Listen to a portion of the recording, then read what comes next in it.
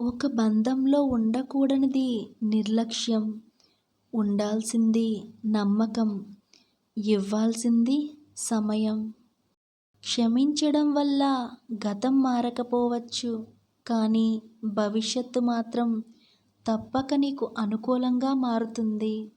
ఏదైనా సరే మనది కాదు అని తెలిసాక ఎంత దూరంలో ఉంటే అంత మంచిది. వెలకట్టలేని బంధమైన, విలువైన వస్తువులైన బంధం తోడుంటే ఓటమి కూడా ఓదార్పునిస్తుంది.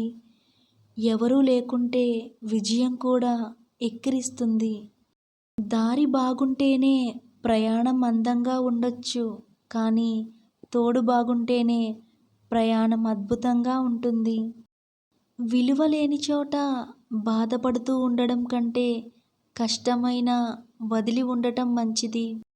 నిజాన్ని గెలిపించడానికి సాక్ష్యాలు కావాలి, కానీ అబద్ధాలు ఆడటానికి నటన చాలు.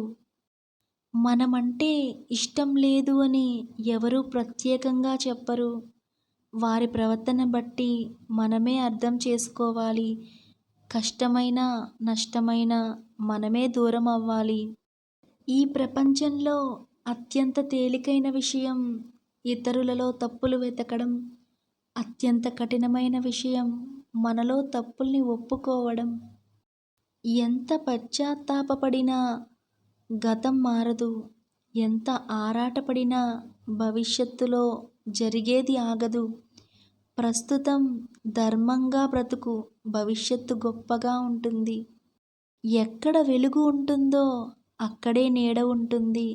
ఎక్కడ కష్టాలు ఉంటాయో అక్కడే సుఖాలు ఉంటాయి.